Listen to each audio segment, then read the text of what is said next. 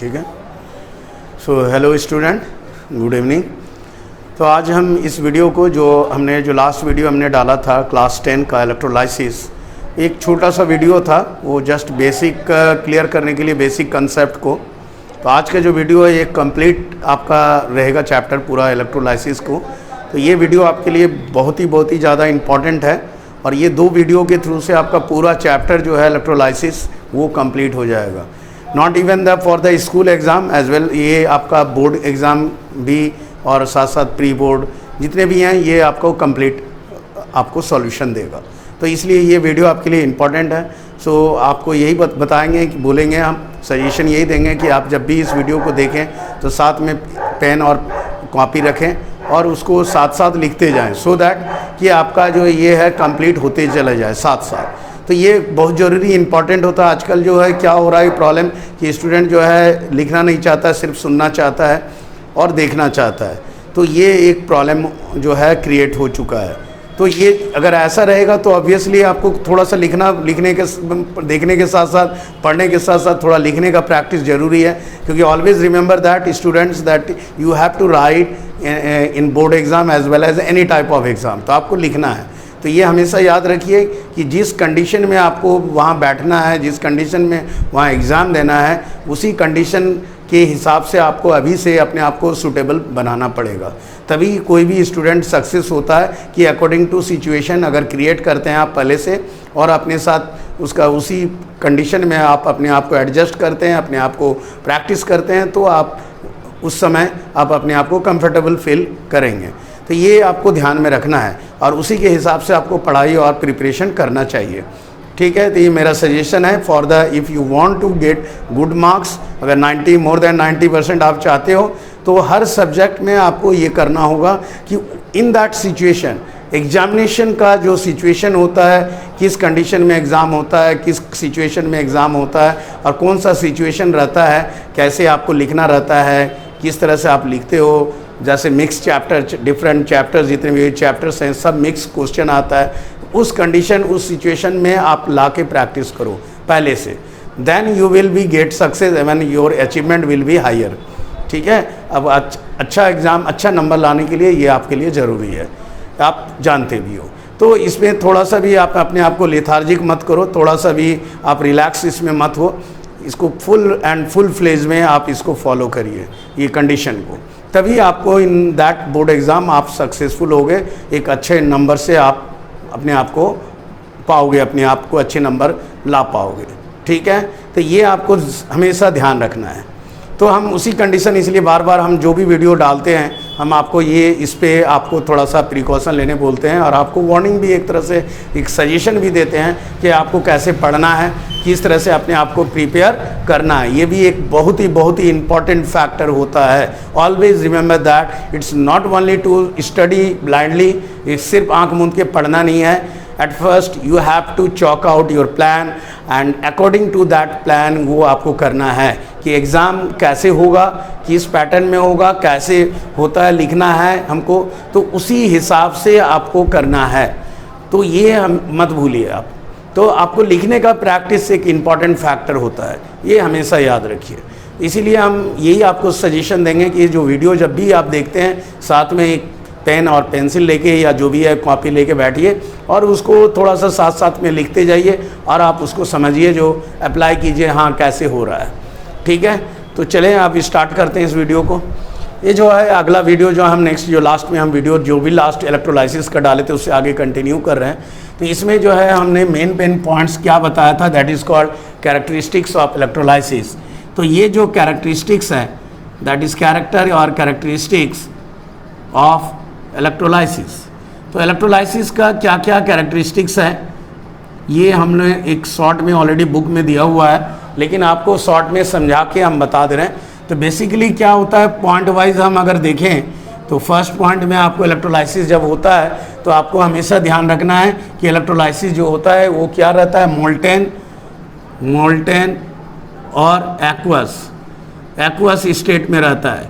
क्या, electrolytes, state of electrolytes.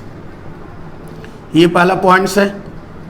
ठीक है, समझ में आ रहा है। दूसरा कंडीशन है कि हमेशा ये आयनिक कंपाउंड होगा, आयनिक कंपाउंड। ये electrolytes are ionic compound, so electrolytes are always ionic compound, ये आयनिक कंपाउंड्स में होगा।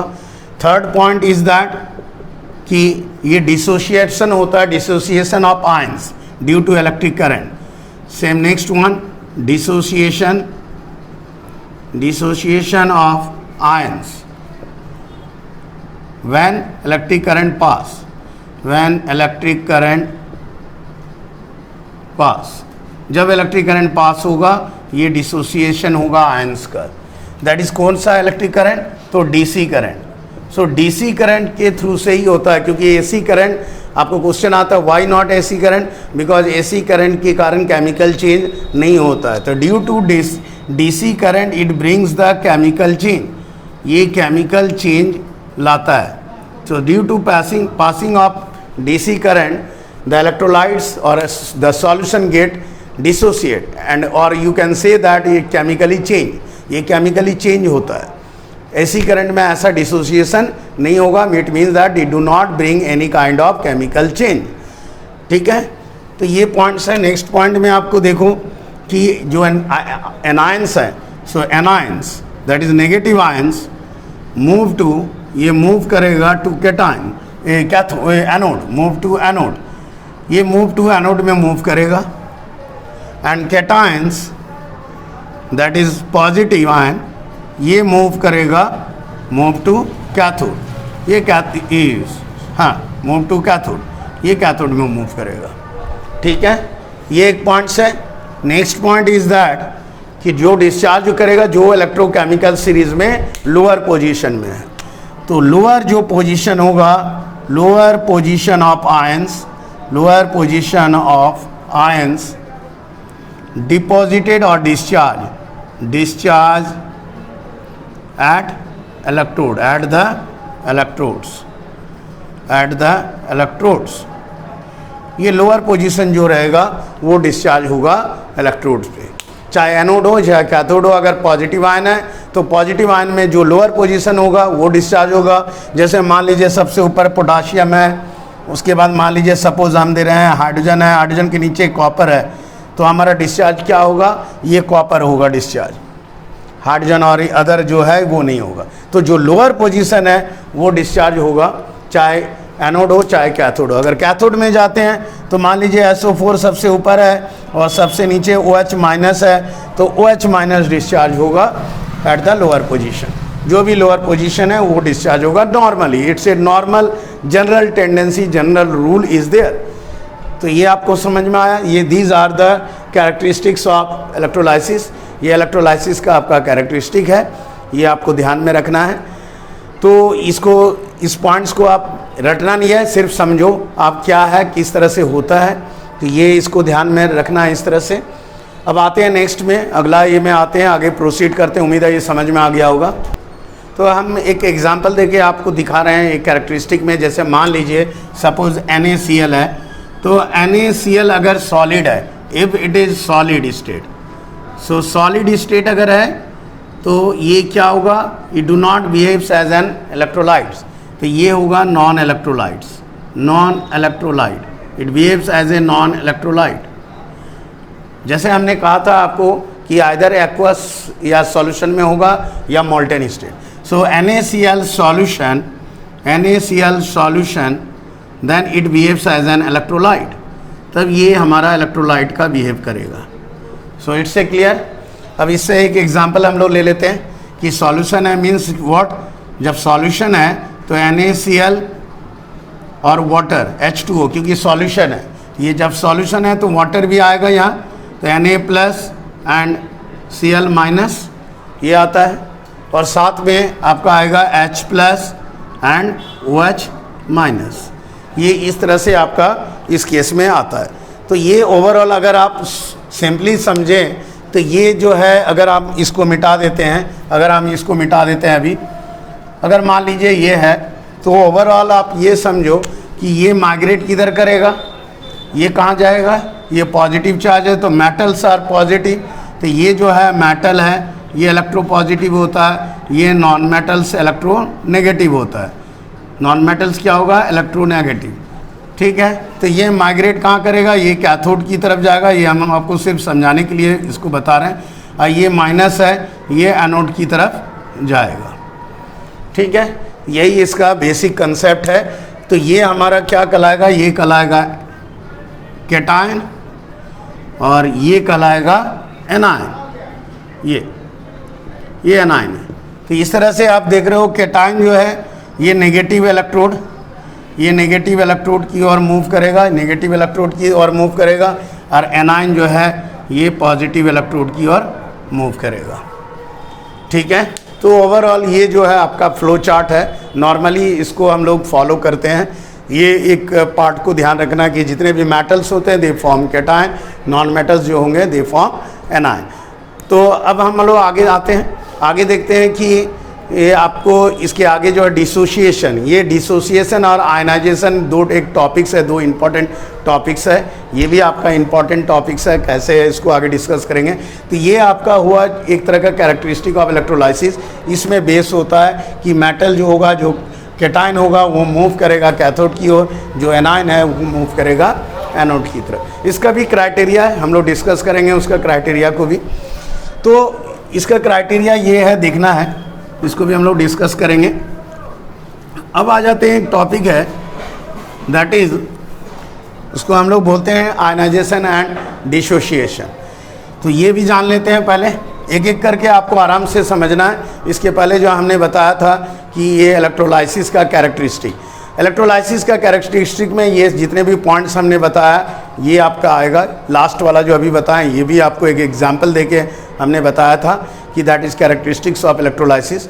एक और पॉइंट है कैरेक्टरिस्टिक ऑफ इलेक्ट्रोलाइसिस का, एक और पॉइंट देख लीजिए, है ना, कि जिसको हम लोग बोलते हैं दैट इज़, ये जो पॉइंट आएगा दैट इज़ इलेक्ट्रोलाइसिस रिएक्शन। ये जो इलेक्ट्रोलाइसिस है इट इज़ बेस्ड अपॉन, ये बेस्ड है अपॉन, किस पे बेस्ड है, रेडॉक्स रिएक्शन पे बेस्ड है। ये रेडॉक्स रिएक्शन में ये क्वेश्चन आता भी है कि इलेक्ट्रोलाइसिस जो रिएक्शन है किस प्रिंसिपल पे, या इलेक्ट्रोलाइसिस कौन सा रिएक्शन, कौन सा बेसिक रिएक्शन पे डिपेंड करता है। तो ये डिपेंड्स अपॉन द रेडॉक्स। जैसे हमने एग्जांपल दिया था Na+ का, तो Na+ अगर मान लीजिए Na ये डिसोसिएट हो रहा है, फिर से वही एग्जांपल हम दिखा रहे हैं Na+ एंड Cl-।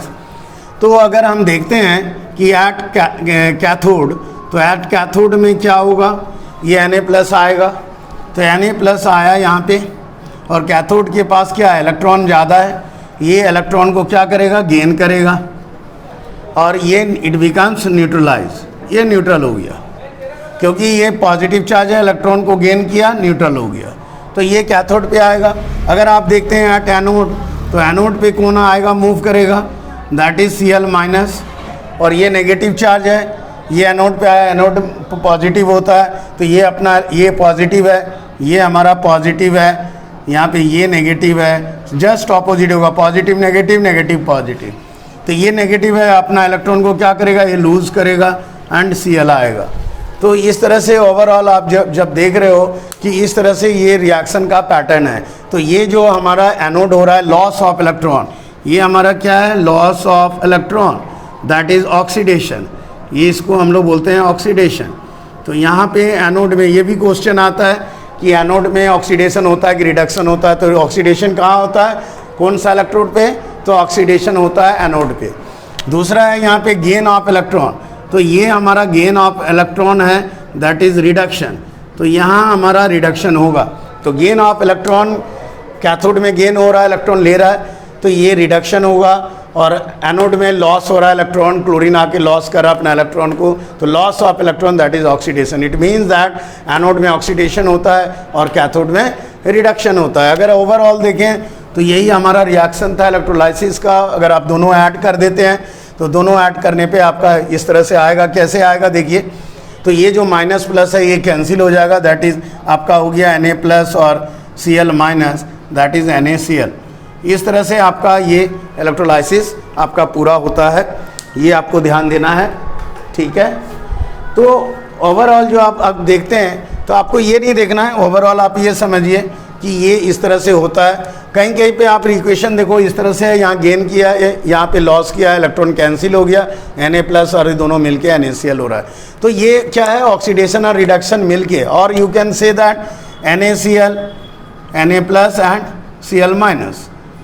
तो आप ओवरऑल देखिए तो रिवर्सिबल है, आप इस तरह से आप देख सकते हो। तो ये पूरा रेडॉक्स रिएक्शन पे बेस है, ये इलेक्ट्रॉन को क्या किया, गेन किया, ये इलेक्ट्रॉन को लूज किया। तो इस तरह से ये जो प्रॉपर्टी है इलेक्ट्रोलाइसिस का based upon the redox reaction. तो ओवरऑल ये हमने डिफरेंट कैरेक्टरिस्टिक ऑफ इलेक्ट्रोलाइसिस का आज डिस्कस किए पहले। तो हमें उम्मीद है कि आपको जो कैरेक्टरिस्टिक ऑफ इलेक्ट्रोलाइसिस जितने भी पॉइंट्स हमने डिस्कस किया ये सब आपको समझ में आया होगा। तो आप ये जो पॉइंट्स हैं ये कोई एक एक करके जो है उसको समझ के आप उसको दिमाग में रखिए। कोई ऐसा नहीं है कि एकदम लाइन बाय लाइन रटना है, बेसिक कंसेप्ट ये ध्यान रखना है बस। ठीक है, आगे बढ़ते हैं अब। ओके, तो अब नेक्स्ट टॉपिक्स में आते हैं, दैट इज़ आपका आयनाइजेशन एंड डिसोसिएशन। ये इंपॉर्टेंट है, what is the difference between ionization and dissociation. तो ये आपको बेसिक हम सिर्फ बता देते हैं, ऑलरेडी बुक में आपका दिया हुआ है, लेकिन आपको समझाने के लिए ये कैसे करना है, इसको किस तरह से दिमाग में रखना है, ये आप देखिए।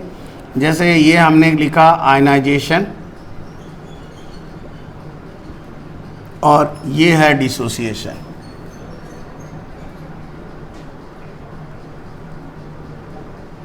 सबसे पहले है कि आपको ये वर्ड्स का मीनिंग समझना है।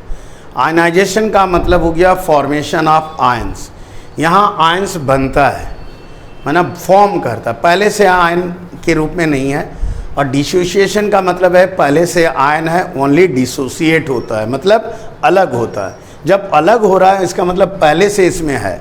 तो यहाँ पे आप लिख सकते हो कि आयन फॉर्म करता है, फॉर्मेशन ऑफ आयन, यहाँ आयन बनता है, that is formation of ions, यहाँ आयंस बनेगा।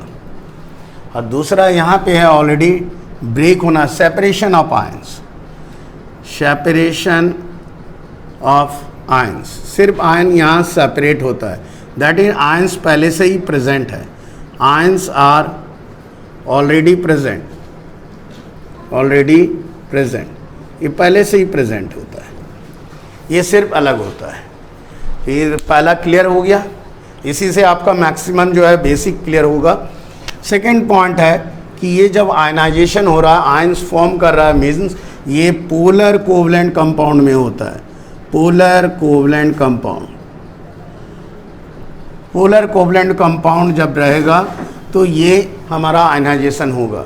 इट मीन्स दैट जैसे मान लीजिए आप HCl ले रहे हो एग्जाम्पल में, HCl ये हमारा पोलर कोवलेंट कंपाउंड्स हैं, पहले से आयन नहीं है, ये आयन बनता है इसमें। ठीक है, तो यहाँ पे क्या होगा कि फॉर्मेशन ऑफ आयंस, यहाँ आयन बनेगा क्योंकि ये पोलर कोवलेंट है। अगर आप देखो यहाँ पे Cl का इलेक्ट्रॉन यहाँ पे 2, 2, 4, 2, 6 और 1 7, तो ये क्या कर रहा है, शेयरिंग हो रहा है, इसका डुप्लेट पूरा हो रहा है, इसका ऑक्टेट पूरा हो रहा है। इस तरह से डुप्लेट एंड ऑक्टेट पूरा हो रहा है दोनों का। तो ये एक तरह का क्या है, कोवलेंट बॉन्ड है। क्या है, कोवलेंट बॉन्ड है। लेकिन ये पॉजिटिव चार्ज है, ये नेगेटिव होता है, ये इलेक्ट्रोनेगेटिव है, ये इलेक्ट्रो पॉजिटिव है।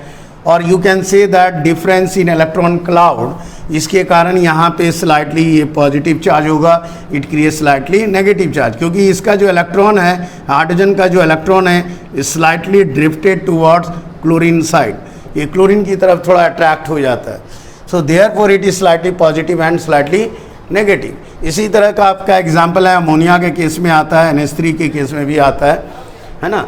तो ये आपका देखना है कि ये हमारा क्या होता है, पोलर कोवलेंट है।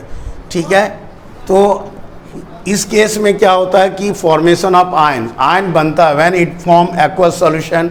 जैसे ही आप इसमें वाटर मिलाओगे तो due to H positive and Cl negative, oxygen क्या करे, H positive and Cl negative and OH minus जो है वो एक तरह से अट्रैक्ट करता है पॉजिटिव नेगेटिव को। और इस तरह से यहाँ पे जो है यू कैन से दैट कि ये इस तरह का बनता है positive and negative. So it dissociate, it already form ion, ion यहाँ पे बन रहा है, यहाँ पे आपको दिख रहा है कि आयन यहाँ बन रहा है पहले से। ठीक है, लेकिन यहाँ डिसोसिएशन में क्या, ऑलरेडी आयनिक कंपाउंड होता है, यहाँ पोलर नहीं रहेगा, ये आयनिक कंपाउंड रहेगा। तो ये ionic compound like NaCl, KCl, ये सब रहेगा। तो इसमें क्या होता है कि ये पॉजिटिव ऑलरेडी पहले से है पॉजिटिव, और ऑलरेडी पहले से नेगेटिव चार्ज है, already ionic compounds are there.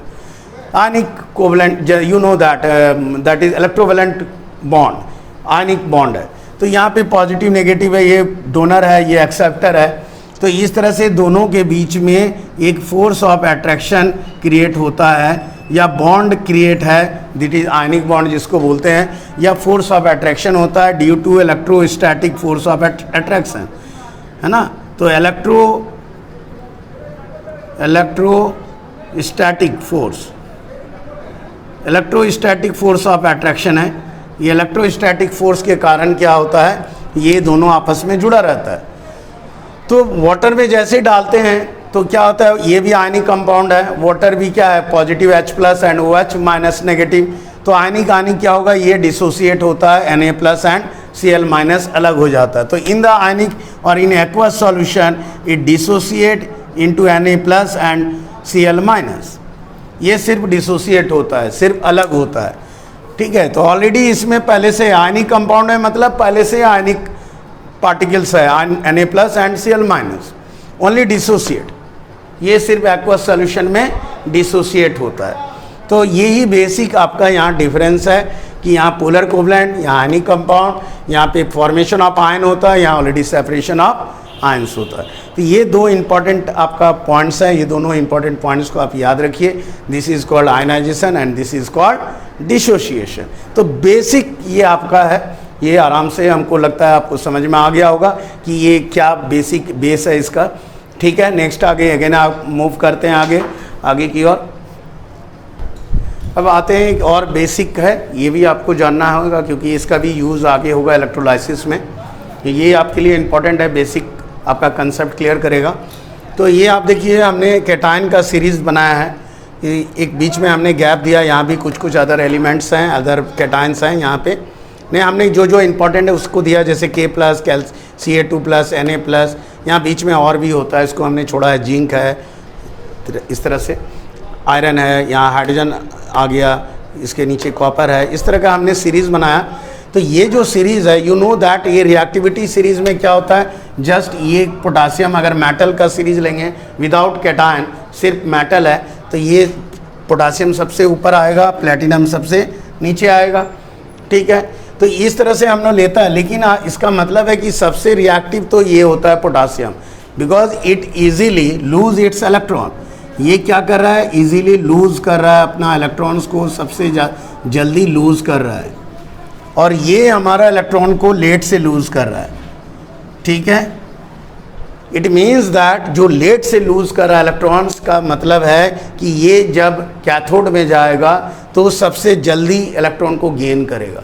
It means that ये अगर इजीली लूज कर रहा है तो ये लूज इजीली, अगर ये लूज कर रहा है इजीली, इसका मतलब है इट गेन डिफ़िकल्टी, ये लेट से गेन करेगा। ये अर्लियर मान लीजिए लूज किया तो ये लेट से गेन करेगा, gain electron at what, cathode. ये कैथोड में लेट से गेन करेगा क्योंकि ये अर्लियर इलेक्ट्रॉन को लूज करता है। तो जब कैथोड में जाएगा K+ मान लीजिए, तो K+ जब कैथोड में जाएगा इलेक्ट्रॉन को गेन करने, क्योंकि इसका टेंडेंसी लूज करने का ज़्यादा था, तो ये गेन करेगा लेट से, और ये हमारा लूज कर रहा है लेट से, तो ये गेन करेगा earlier. So it gains earlier, तो गेन इलेक्ट्रॉन अर्लियर, ये अर्लियर इलेक्ट्रॉन गेन करेगा एट कैथोड, ठीक है।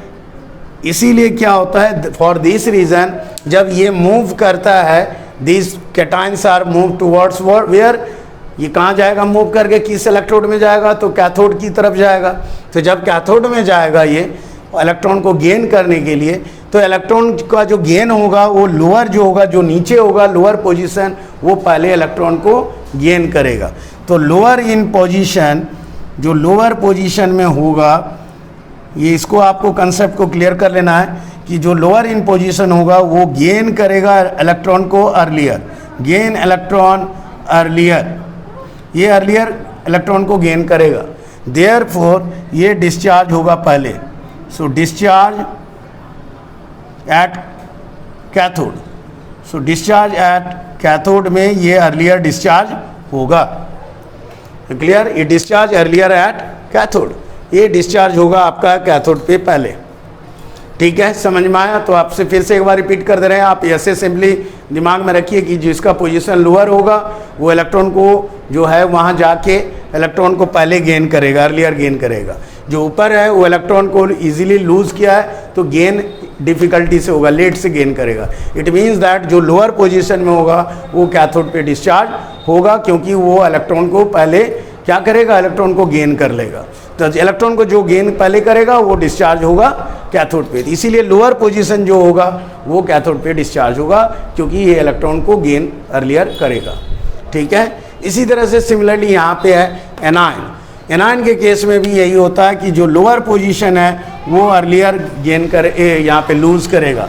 तो लूज इलेक्ट्रॉन अर्लियर, ये इलेक्ट्रॉन को अर्लियर लूज करेगा, so therefore it discharge earlier.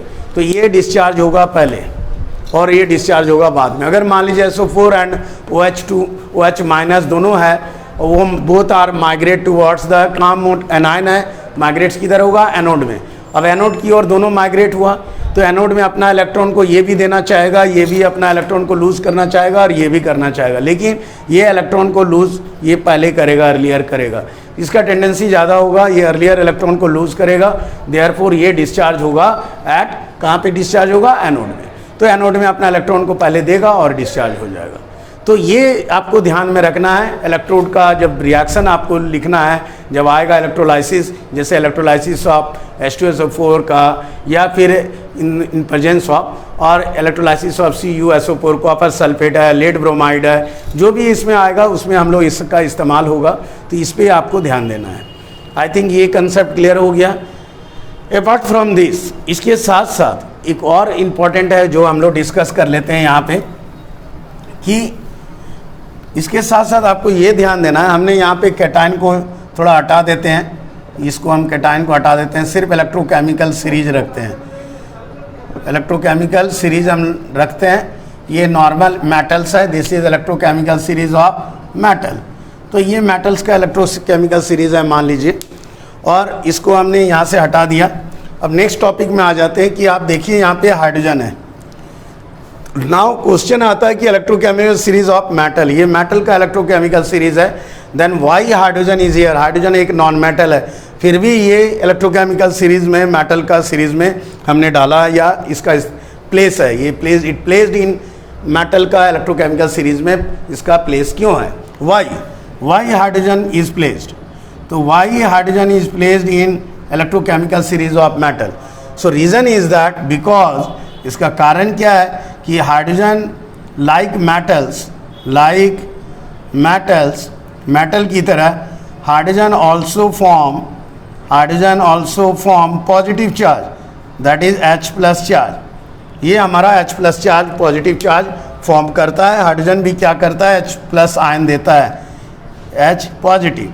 तो hydrogen is also form like Na+, similarly hydrogen also form H+, so it behaves like a metal, therefore hydrogen को हमने यहाँ पे या इलेक्ट्रोकेमिकल सीरीज में मेटल में इसको रखा गया है। क्लियर। इसके साथ साथ आपको ये भी जानना है कि अगर हायर पोजीशन में जो रहेगा एंड लोअर पोजीशन, तो always higher position replace the lower position, higher position replace the lower position, replace, it means that higher जो reactivity होगा, जो high reactive होगा, वो हमेशा low reactive को replace करेगा। फर्स्ट पॉइंट ये आपको याद रहेगा कि जो हाई रिएक्टिव है वो लो। जैसे मान लीजिए अगर हम लिखते हैं suppose for example ZnSO4 zinc plus copper sulphate, तो क्या करेगा, ये जिंक रिप्लेस करेगा कॉपर को and it form ZnSO4 and copper आपका अलग हो जाएगा। ठीक है, तो इस तरह से है, क्योंकि हाई रिएक्टिव है ये लेस रिएक्टिव को रिप्लेस करेगा। इसकी ये आपका फर्स्ट पॉइंट हुआ। सेकेंड पॉइंट आपको याद रखना है कि जो भी हाइड्रोजन से ऊपर है, जो भी metal those are above hydrogen, when the metal which are above hydrogen when reacts with an acid it produce hydrogen gas। जो भी above है एबव हाइड्रोजन जो भी मेटल्स हैं, metals above hydrogen reacts with an acid, जब भी कोई acid के साथ रिएक्ट करेगा इट प्रोड्यूस हाइड्रोजन गैस, ये हाइड्रोजन गैस देगा।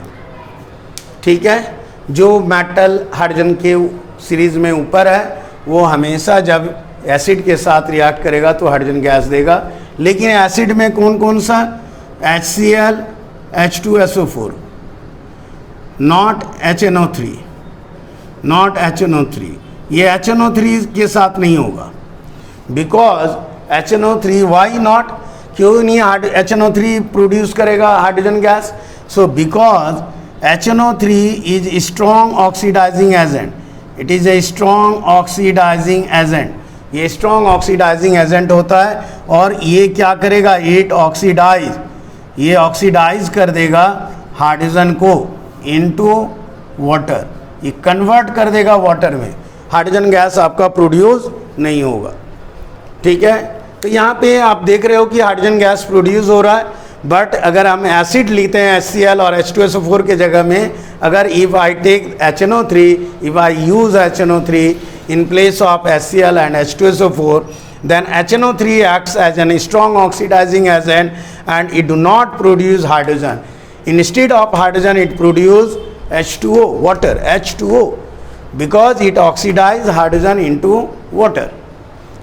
Now it's a clear, these things are important.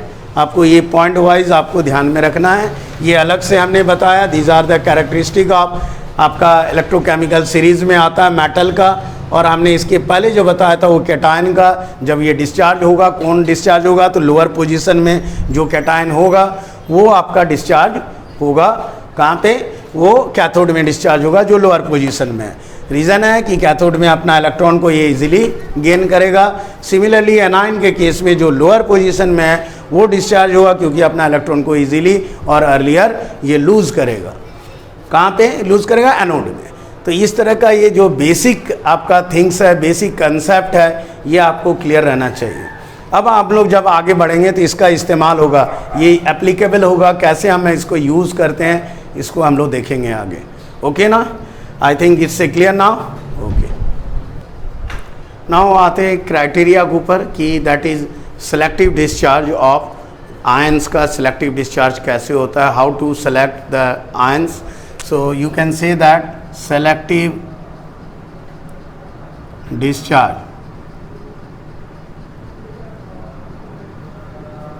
of ions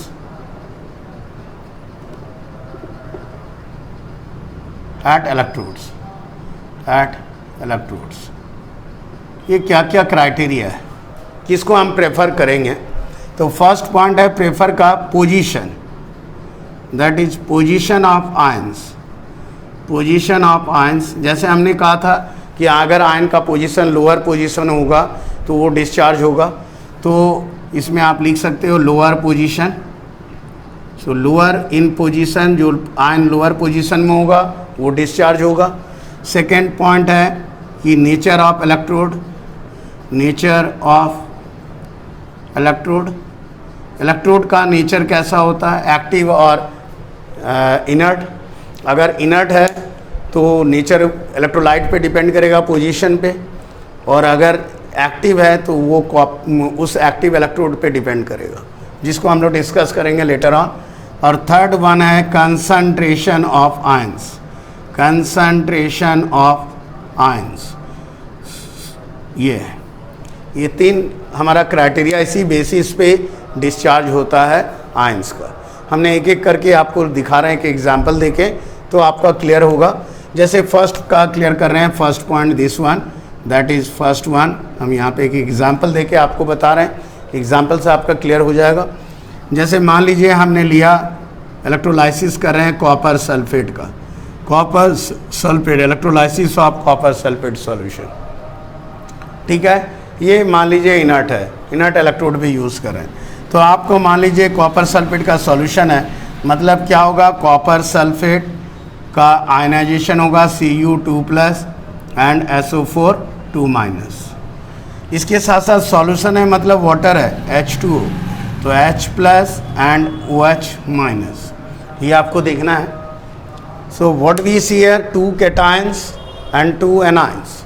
तो ये जो दोनों कैटायन है दोनों माइग्रेट कहाँ करेगा, कैथोड की तरफ, और दोनों एनायंस जो H पर जैसे हमने कैरेक्टरिस्टिक में डिस्कस किया था, और दोनों एनायंस से कहाँ मूव करेगा, एनोड की तरफ। तो आते हैं इलेक्ट्रोड रिएक्शन में। सेकेंड पार्ट है इलेक्ट्रोड रिएक्शन। इलेक्ट्रोड रिएक्शन, तो इलेक्ट्रोड रिएक्शन में हमने देखते हैं हम कि हमने क्या देखा। एट कैथोड अगर लेते हैं, एट कैथोड, तो कैथोड में both Cu2 plus and H plus ये दोनों ही क्या होगा, मूव करेगा, दोनों ही हमारा जाएगा यहाँ पे, मूव करेगा। तो clear, Cu2 plus and H plus, तो both Cu2 plus and H plus ion migrate, ये माइग्रेट करेगा, दोनों जाएगा, कहाँ जाएगा, कैथोड पे, टुवर्ड्स कैथोड। बट लेकिन copper is lower in series, तो कॉपर डिस्चार्ज होगा, but copper Cu2 plus gain earlier, gain electrons earlier, ये अर्लियर गेन करेगा as compare to H plus, ठीक है, कैथोड में।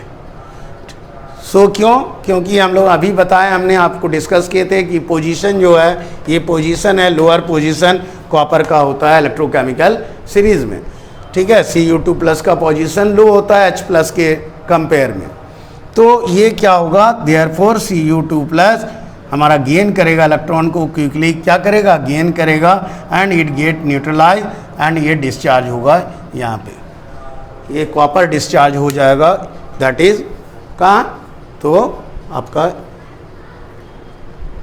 कैथोड, कैथोड में। नाउ इट्स क्लियर, ये आपका क्लियर हो गया आई थिंक। ये हमने बताया, एग्जांपल दे रहा पोजीशन ऑफ आयंस में, that is lower in position.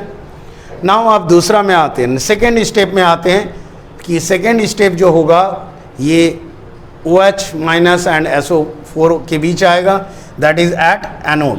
तो रिएक्शन एट कैथोड हो गया, हम इसको रब कर दे रहे हैं, अब लिखते हैं at anode. So at anode ये देख लीजिए आप, तो एट एनोड में both migrate, OH minus and SO4 2 minus दोनों माइग्रेट करेगा, किधर माइग्रेट करेगा, एनोड की तरफ, टुवर्ड्स एनोड। बट लेकिन क्या होगा, OH माइनस क्या करेगा, अपना इलेक्ट्रॉन को गेन करेगा, पहले ये लूज करेगा, but OH minus lose its electron earlier as compare to SO4 because it is again lower in position, इसका पोजीशन लो होता है, इसके कंपेयर में ये लोअर पोजीशन में है, तो ये डिस्चार्ज होगा क्योंकि ये इलेक्ट्रोकेमिकल सीरीज में लोअर पोजीशन में आता है। सो OH माइनस यहाँ पे आपका होगा, OH माइनस ये इलेक्ट्रॉन है, यहाँ से इलेक्ट्रॉन लूज करेगा एंड ये न्यूट्रलाइज होगा। This OH minus again combine, ये आपस में कंबाइन होगा, and H2O plus nascent oxygen, ये क्योंकि OH माइनस है, ये अनस्टेबल होता है, OH न्यूट्रल है, OH एंड OH अगेन आपस में कंबाइन होकर वाटर एंड ऑक्सीजन बनेगा, ये nascent oxygen, again it is unstable, ये अनस्टेबल होता है, ये क्विकली कंबाइन करेगा अनदर ऑक्सीजन के साथ इस तरह से, और लास्ट में ये ऑक्सीजन गैस आपका डिस्चार्ज होगा, कहाँ पे, तो एट एनोड। तो इस तरह से हमने क्या देखा कि ऑक्सीजन डिस्चार्ज हो रहा है एंड कॉपर जो है हमारा डिस्चार्ज हो रहा है, कहाँ पे, तो कैथोड में। तो ओवरऑल जो ये सिचुएशन था, हमने एक एग्जांपल देके क्लियर किया, that is position of ions, that is lower position में जो रहेगा वो पहले डिस्चार्ज होगा, लेकिन ये ध्यान रखना है कि यहाँ पे स्टॉप नहीं कर देना है। OH जो है ये स्टेबल नहीं होता है, ये OH कंबाइन होकर वाटर बनेगा और नेसेंट ऑक्सीजन बनेगा। This nascent oxygen again it becomes unstable, it quickly combines and form oxygen, तो ये ऑक्सीजन मॉलिक्यूल्स के रूप में यहाँ डिस्चार्ज होता है, ये हमेशा याद रखना है। तो इस एग्जाम्पल से आपको ये क्लियर हो जाता है, that is first one, position of ions. I think it's a clear now, ये आपका क्लियर हो गया। Okay, now again proceed. So next आते हैं, एक और एग्जाम्पल ले रहे हैं, that is on the basis of concentration. Second वाला जो हमने कहा था कंसंट्रेशन पे डिपेंड करता है, और थर्ड, आई थिंक थर्ड में सो कंसंट्रेशन में जब डिपेंड करेगा तो कैसे होगा, electrolysis of concentrated, that is concentrated NaCl solution. इसके थ्रू से हमने आप क्लियर कर रहे हैं हम आपको कि कंसंट्रेशन पे कैसे डिपेंड करता है। तो देखते हैं यहाँ पे कंसंट्रेशन NaCl है, इट मीन्स दैट NaCl इसको आयनाइजेशन कर रहे हैं Na plus and that is dissociation, not ionization, already ionic compound is there. So Na plus and Cl minus dissociate हुआ एंड साथ में सॉल्यूशन है मीन्स वाटर है, that is H plus and OH minus. Now again I just see at cathode and anode both this two, ये देख रहे हैं आप दोनों पॉजिटिव आयन है। तो हम जाते हैं एट कैथोड में, अगर जाते हैं तो एट कैथोड में बोथ ये दोनों माइग्रेट करेगा, बोथ माइग्रेट, बोथ कौन कौन, तो both Na plus and H plus migrate, दोनों ही माइग्रेट करेगा टुवर्ड्स कैथोड। बट लेकिन H प्लस आयन क्या करेगा, डिस्चार्ज होगा, because H plus gain electrons earlier because Na plus जो है मोर रिएक्टिव अर्लियर। सो Na प्लस क्या है, ज़्यादा रिएक्टिव है। यहाँ पे Na प्लस का कंसंट्रेशन ज़्यादा है, अकॉर्डिंग टू दिस कंसंट्रेशन तो Na प्लस को डिस्चार्ज होना चाहिए था Na प्लस, लेकिन यहाँ पे क्या हुआ, Na प्लस का कंसंट्रेशन ज़्यादा होने के बाद भी ये हमारा H प्लस गेन कर रहा है, क्योंकि ये जो है Na plus is more reactive और ये क्या होता है, क्विकली गेन नहीं कर पाता, इलेक्ट्रॉन को गेन नहीं कर पाता है। तो H प्लस जो है गेन करता है अर्लियर। रीज़न इज़ दैट कि ये सीरीज में जो रिएक्टिविटी सीरीज में ऊपर है Na plus, it is more reactive and it is not as compare to H plus, ये गेन इलेक्ट्रॉन को लेट से करता है as compare to H plus. So H plus gain electron earlier, so therefore H plus ये क्या करेगा, gain करेगा electron को एंड H न्यूट्रलाइज होगा, again H plus H it form H2O। So hydrogen gas is discharge here.